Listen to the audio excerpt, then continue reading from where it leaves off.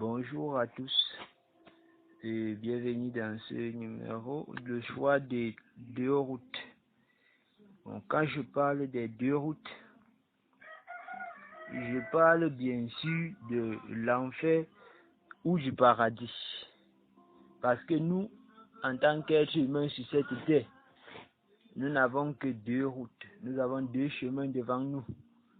Soit c'est l'enfer, soit c'est le paradis.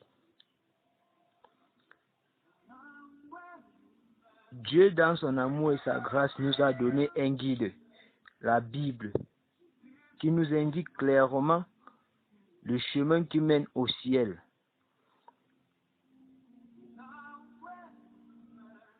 Quand nous regardons le psaume 119, verset 105, il nous dit ta parole est une lampe à mes pieds et une lumière sur mon chantier.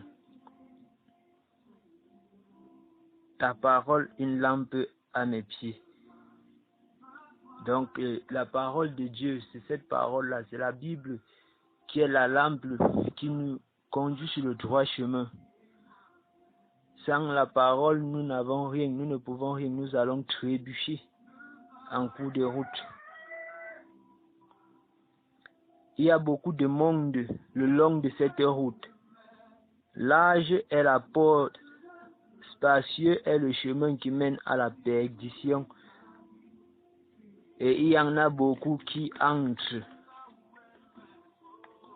par là. Matthieu 7, verset 13 nous dit cela. La plupart de ces voyageurs ont les yeux fermés et ils ne savent pas qu'ils marchent sur la route qui mène à la destruction. On ne s'en occupe pas. Telle voie paraît droite à un homme, mais son issue, c'est la voie de la mort. Proverbe 14, verset 12. Le Dieu de ce siècle, c'est-à-dire Satan, a aveuglé l'intelligence des incrédules. Maintenant, les gens qui marchent sur ce chemin, le chemin qui mène à la perdition, ils sont chargés de péché. Et Romains 3, verset 23 nous dit, car tous ont péché et sont privés de la gloire de Dieu. Nous ne pouvons pas dissimuler un seul péché devant Dieu. L'homme regarde à ce qui frappe les yeux, mais l'Éternel regarde au cœur. 1 Samuel 16, verset 7. Les fardeaux ont enchaîné leur dos. Alors, l'éclair destiné dans ce tableau représente le jugement de Dieu. Il est réservé aux hommes de mourir une seule fois, après quoi vient le jugement. Hébreux 9, verset 27. Nous avons le feu. Dieu est saint et juste. Mais pourquoi le péché doit être puni? C'est parce que Dieu est saint et juste. La parole de Dieu nous dit qu'il existe un enfer, un lieu de châtiment éternel réservé à ceux qui n'obéissent pas à Dieu.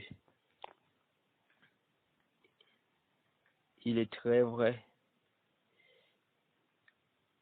C'est l'enfer qui nous sépare de Dieu. Un châtiment éternel où personne ne pourra s'en sortir. Une fois là-bas, nous ne pourrons plus avoir accès au paradis. Donc, il est temps pour nous de choisir le bon chemin. Le chemin de la vie. C'est le chemin du Sauveur.